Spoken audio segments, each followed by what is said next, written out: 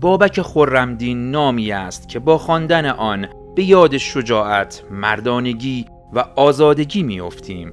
بابک خرمدین دلاوری است که هیبت و اقتدار اعراب خونخوار را به سخره گرفته بود و خلیفه ستمگر مسلمانان را به استیصال کشانده بود.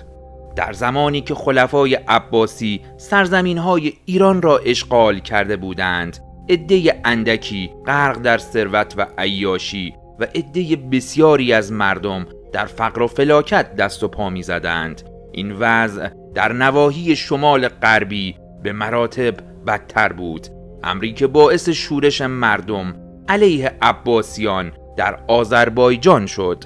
بعد از مرگ ابو مسلم، جاویدان ابن سهل در شمال غرب ایران کانون شورش علیه عباسیان را برپا داشت. مدتی بعد جوانی به نام بابک به جمع یاران جاویدان پیوست تا حماسه جاودان را در تاریخ ایران به یادگار بگذارد. قبل از دیدن ادامه ویدیو لطفاً برای حمایت از ما و کمک به بیشتر شنیده شدن صدای ما ویدیو رو لایک و کانال ما رو سابسکرایب کنید. منابع ما در این ویدیو 4 کتاب هستند. کتاب اول بابک خرمدین ابرقهرمان مبارزه با اعراب بیگانه نوشته سعید نفیسی. کتاب دوم حماسه بابک خرمدین نوشته نادلی همدانی. کتاب سوم بابک خرمدین سردار سرخ جامگان نوشته خسرو معتضد. و کتاب چهارم حماسه بابک خرمدین نوشته منصور یاقوتی. همچنین برای دانلود کتاب‌هایی که به عنوان منبع معرفی می‌شوند به کانال تلگرام قاصدک تیوی مراجعه کنید.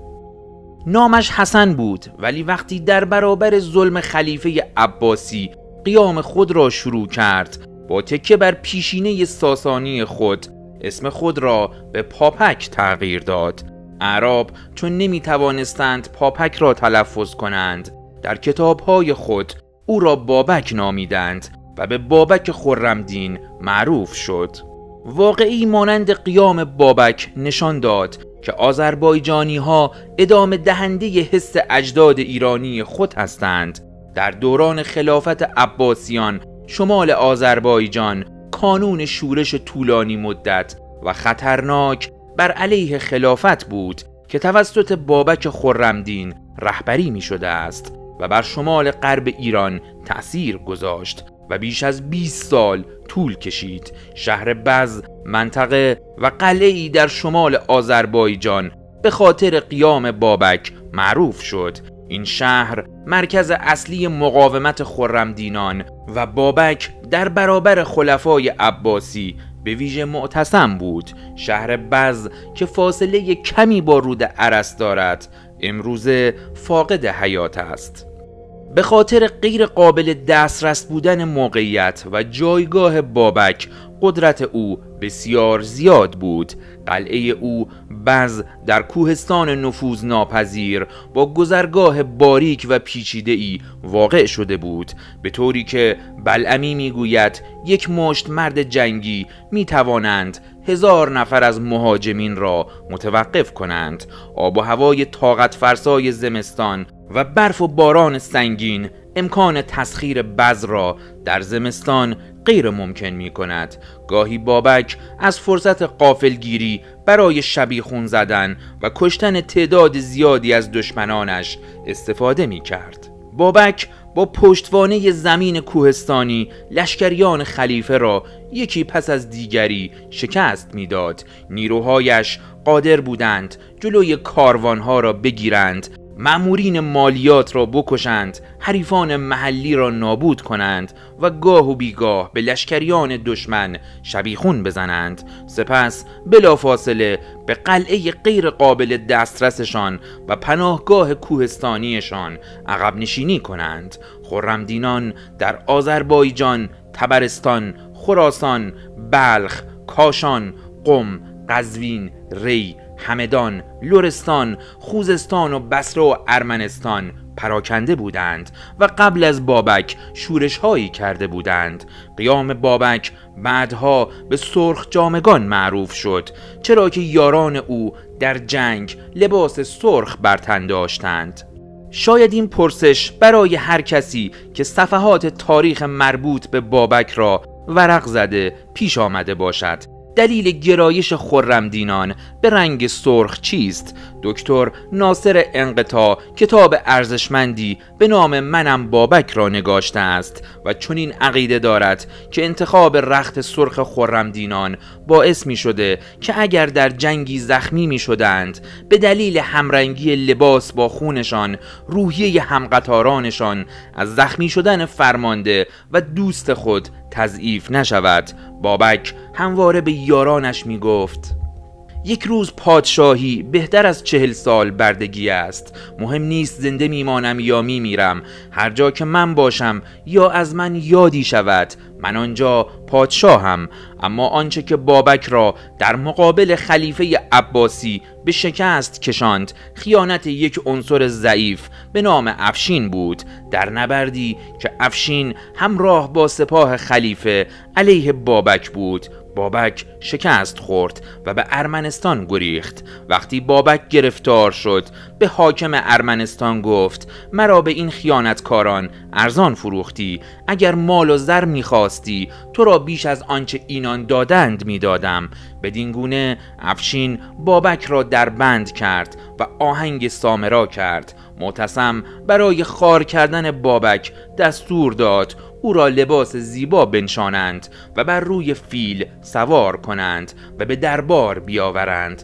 وقتی که یک دست بابک قطع شد دست در خون خود را بر روی صورتش مالید. وقتی معتصم دلیل این عمل را از او پرسید او گفت شما هر دو دست و پای من را قطع خواهید کرد، چون خون از روی من برود صورتم زرد می شود. من صورت خود را سرخ کردم تا وقتی خون از بدنم بیرون می رود نگویید که رویش از ترس زرد شده. آخرین گفتار بابک چنین بوده است تو ای معتصم خیال مکن که با کشتن من فریاد استقلال طلبی ایرانیان را خاموش خواهی کرد. من لرزه ای بر ارکان حکومت عرب انداختم که دیر یا زود آن را سرنگون خواهد نمود. تو اکنون که مرا تکه تکه می کنی هزاران بابک در شمال و شرق و غرب ایران ظهور خواهد کرد و قدرت پوشالی شما پاسداران جهل و ستم را از میان برخواهد داشت. این را بدان که ایرانی هرگز زیر بار زور و ستم نخواهد رفت و سلطه بیگانگان را تحمل نخواهد کرد. من درسی به جوانان ایران دادم که هرگز آن را فراموش نخواهند کرد. من مردانگی و درس مبارزه را به جوانان ایران آموختم و همکنون که جلاد تو شمشیرش را برای بریدن دست و پاهای من تیز می کند صدها ایرانی با خون به جوش آماده طغیان هستند. مازیار هنوز مبارزه می کند و صدها بابک و مازیار دیگر آماده اند تا مردانه برخیزند و میهن گرامی را از دست متجاوزان و یوغ اعراب بدوی و مردم فریب برهانند. اما تو ای افشین در انتظار روزی باش که همین معتصمی را که امروز مانند سگانی در برابرش زانو میزنی و وطنت را برای او فروختی در همین تالار و روی همین سفره سرت را از بدن جدا کند. مردی که به مادر خود یعنی میهن خیانت کند در نزد دیگران قربی نخواهد داشت و هیچ کس به فرد خود فروخته اعتماد نخواهد کرد. آخرین سخنی که بابک با فریادی بلند بر زبان آورد این بود: پاینده ایران. آیت الله مطهری درباره بابک خرمدین چنین میگوید: بابک خرمدین جنایتکار است. ایرانیان نباید نام بابک را روی فرزندان خود بگذارند. او کیست جز یک فردی که با اسلام جنگیده است؟ نام فرزندان خود را بگذارید حسن، حسین، علی، عباس. همچنین آیت الله گلپایگانی درباره سردار بزرگ ایرانی بابک خرمدین گفته است: شبهه‌ای در کفر و الحاد بابک خرمدین نیست. ترویج افکار و دفاع از مواضع او ترویج باطل و معارضه با اسلام و برای تضعیف هویت اسلامی جامعه است و صرف بیت المال و مال شخصی در جهت اشاعه نام و یاد او همه حرام است. باید مسئولین امور جداً از این گرایش ها جلوگیری نمایند. متاسفانه سالهاست گروهی ایران ستیز به منظور سوء استفاده از نام و اعتبار بابک به جعل هویت او پرداختند، اما جفای نابخشودنی در حق آن بزرگ مرد تاریخ ایران این است که گروه مذکور هویت او را جعل و به اقوام و طوایف ترک منسوب می کنند.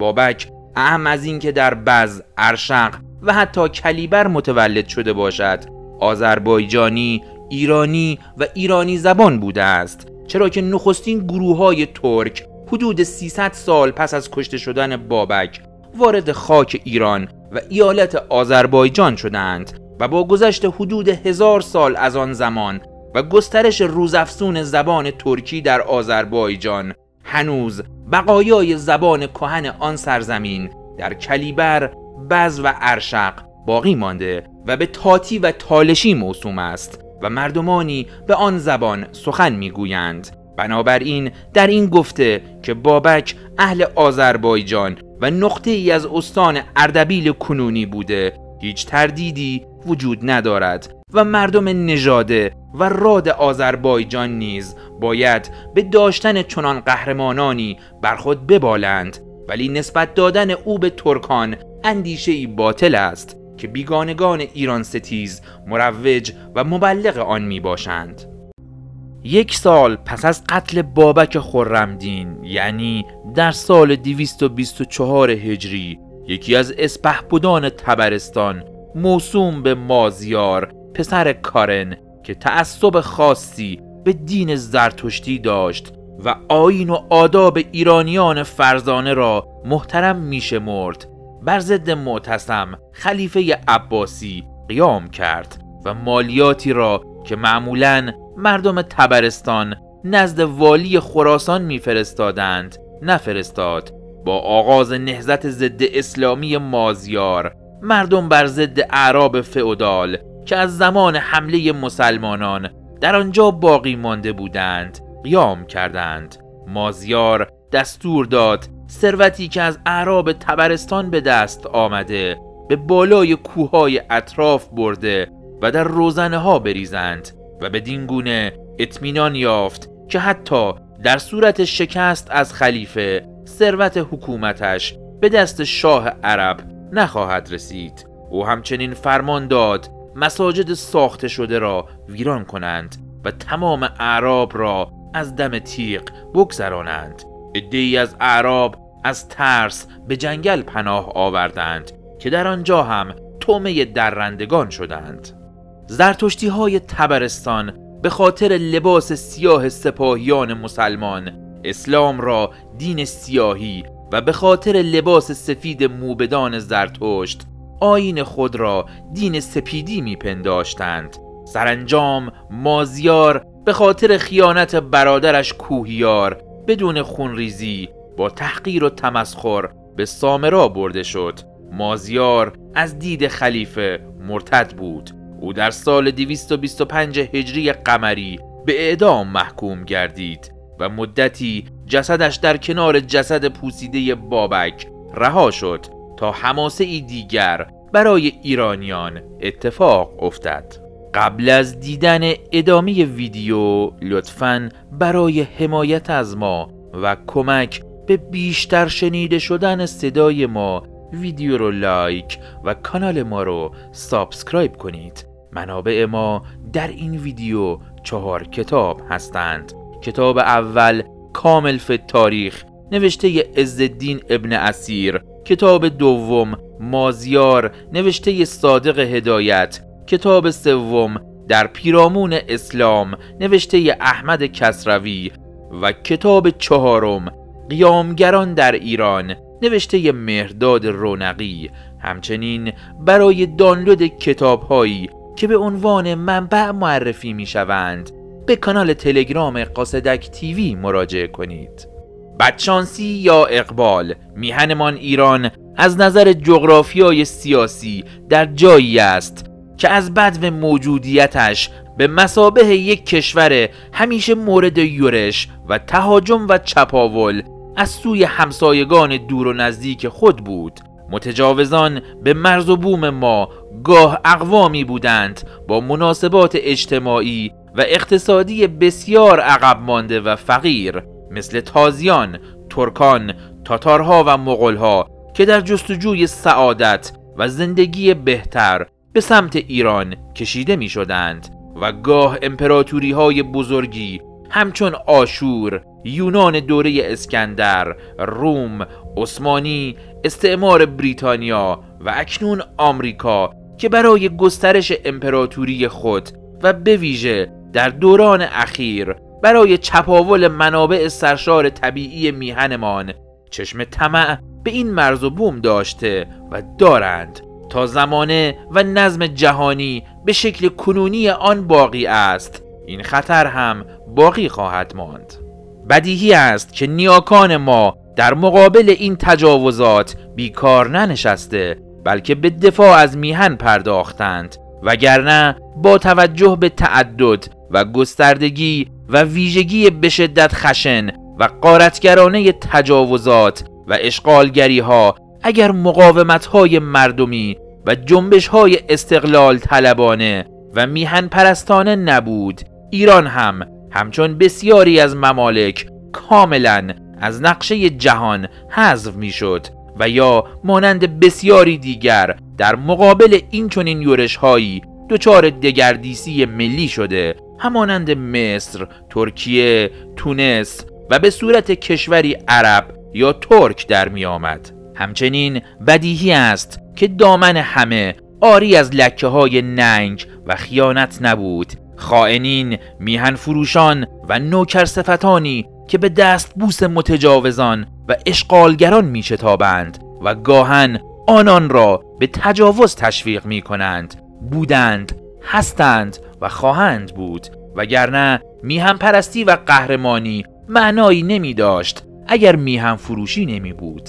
اگر خاطره سلحشوران و جانبرکفان تلاشگر راه استقلال کشور و سعادت مردم در دل تک تک ایرانیان جای داشته و همیشه به نیکی و سرافرازی یاد می شود، نام نوکران بیگانه اگر مدفون در سیاه چاله های فراموشی نباشد، با اکراه و به خواری و تنفر یاد می شود. شمال ایران همیشه از سنگرهای مستحکم دفاع از میهنمان بود. به روایتی حتی سپاه اسکندر که تا مرزهای چین پیش رفت کنترلی بر گیلان و مازندران نداشت. شمالی ها پس از اشغال دیگر مناطق ایران، به ویژه پس از تهاجمات تازیان و مغول ها برای استقلال ایران، حماسه های بسیاری آفریدند. به یاد داشته باشیم که تا 350 سال بعد از حمله اعراب، گیلان و مازندران هنوز استقلال خود را حفظ کرده بودند.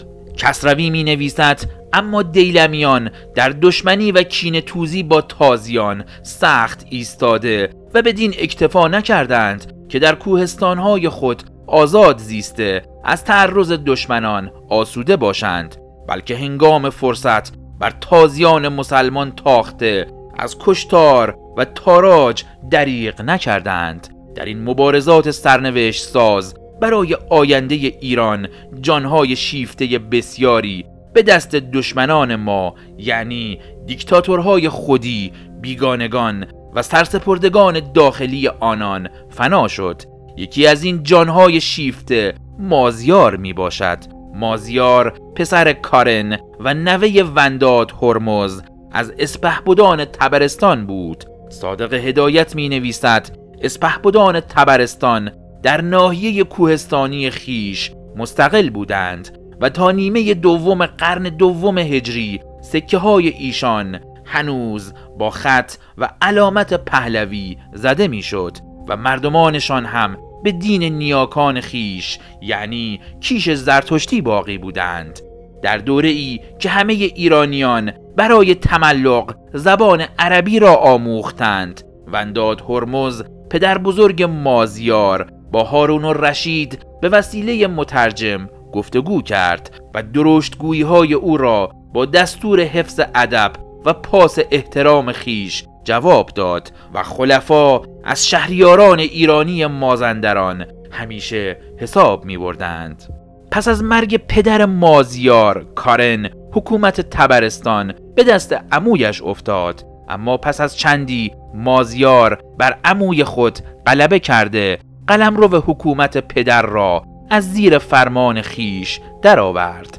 مردم شمال ایران مانند سایر نقاط ایران از جور و ستم بی اندازه حکمرانان عرب به جان آمده بودند.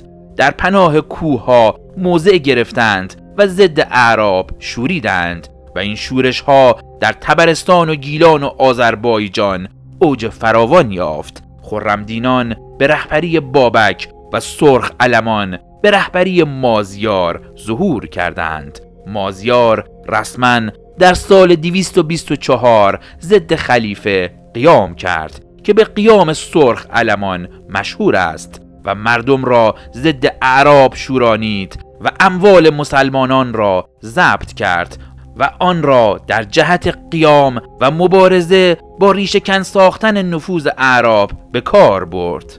به روایت صادق هدایت مازیار تمام مسلمانان را از کار برکنار کرد و به جای ایشان زرتشتیان و خرمدینان را به کارها گماشت و بر مسلمانان حاکم گردانید و ایشان را فرمود مسجدها را خراب و آثار اسلام را محو کنند. روایت است که مازیار از دین مزدکی جانبداری می کرد و نحوه دستورهای وی بر شورانیدن مردم نیز تا حدی مؤید این قول است، اما به هر حال قیام او قیامی بود استقلال طلبانه بر ضد اعراب و ستمگری های آنان، زیرا همه مردم از نحوه حکومت جابرانه اعراب و ستمگری های عمال آنان سخت رنجیده خاطر و منتظر فرصت برای قیام بودند و روایت است که با بابک خرمدین نیز مکاتبه می کرد و همکاران نومسلمان شده و خایمال وطنی که مناصب و اموال خود را از دست داده بودند طی نامه‌ای برای خلیفه از وی می‌خواهند که به یاری آنان بشتابد. متن این نامه را صادق هدایت چنین برگردانده است: خلاصه نامه مسلمانان آمل به خلیفه المعتصم: ما مسلمانان عمری در سایه دولت خلفا به آسودگی می‌گذراندیم و اینک روزگارمان برگشته و اسباب عیشمان به دست کافری مکدر گردیده. آیا امیرالمؤمنین میپسندد که ما غارت زده یک نفر مجوس زرتشتی شویم؟ خلیفه بغداد نیز به همان نیرنگی دست زد که بابک را از پا درآورد. بابک را به دست یک ایرانی وطن فروش یعنی افشین و مازیار را به دست ایرانی وطن فروش دیگری یعنی عبدالله ابن طاهر در جنگی نابرابر و همراه با حیله و نیرنگ از پای درآورد. 2 سال پس از شکست بابک مازیار ابن قارن نیز گرفتار آمد و او را در زیر تازیانه کشتند. خلیفه جسد مازیار را هم در کنار پیکر خشکیده همرزم قهرمانش بابک به دار آویخت. درباره اهمیت قیام مازیار یکی از تئوریسین های ایرانی خلافت یعنی خواجه نظام الملک می نویسد: معتصم را 3 فتح آمد که هر 3 قدرت اسلام بود. یکی فتح روم، دوم فتح بابک، سوم فتح مازیار گبر به طبرستان. اگر یکی از این 3 فتح نیامدی اسلام زبون بودی. این قیام ها گرچه به سبب ناهماهنگی با همدیگر و سراسری نبودن آنها و به ویژه اطاعت از خلیفه توسط بخش وسیعی از طبقات و اقشار بالای جامعه نومسلمانان ایرانی آن روز همچون برمکیان و طاهریان که برای کسب یا حفظ جاه و مقام و یا ترس و رذالت در صف دشمنان قرار داشتند، آنها شکست خوردند، اما به همان اندازه که موجب تقویت روحیه ملی و استقلال طلبی ایرانیان گردیدند. از طرف دیگر آنچنان موجب ضعف و سقوط دستگاه خلافت شدند که بعد از آن دیگر هیچ وقت اعراب نتوانستند همچون گذشته بر ایران حکومت کنند و دیری نپایید که جنبشی دیگر از شمال ایران، یعنی جنبش آل بویه سر برآورد و پسران ماهیگیری شمالی موفق شدند در رأس جنبشی وسیع عراق و مرکز خلافت بغداد را متصرف شوند. در خاتمه بد نیست اشاره کنیم که متاسفانه اغلب ما ایرانی ها کمتر در جستجوی علل شکست ها و ناکامی های من هستیم. گاه با ناسیونالیست افراطی من که ایرانی را بری از هر اشتباهی دانسته و سرکوفت و بد و بیراه گفتن به دیگر ملل و گاه تلاش داریم علت ناکامی های من را با حوادث اتفاقی، واقعی یا ساختگی توجیه کنیم. مثلا در یافتن علت پیروزی اعراب بر ایران بسیاری از مورخین و محققین به جای اشاره به شدت فقر و فلاکت، سرکوب خشن جنبش عدالتخواهانه مزدکیان، ادغام دین و دولت تا آنجا که بدون پشتیبانی و حمایت موبدان هیچ شاهی قادر به حکومت نبود، سرکوب جنبش اصلاح طلبی مانویان و در مجموع عدم پشتیبانی توده‌ای و ملی از حکومت توسط مردم به طور مضحکی علت شکست را در وزیدن باد شدید و پاشاندن خاک به چشم سپاهیان ایران و رم کردن فیلهای ارتش ایران یا خیانت فلان فرمانده ارتش جستجو می کنند. می گویند شکست مقدمه پیروزی است، اما نه همیشه و نه حتی اغلب موارد، بلکه تنها وقتی که علل واقعی شکست ها را یافته و از تکرار آنها پرهیز گردد. زنده باد مازیار و جانبرکفان سرخ جامه.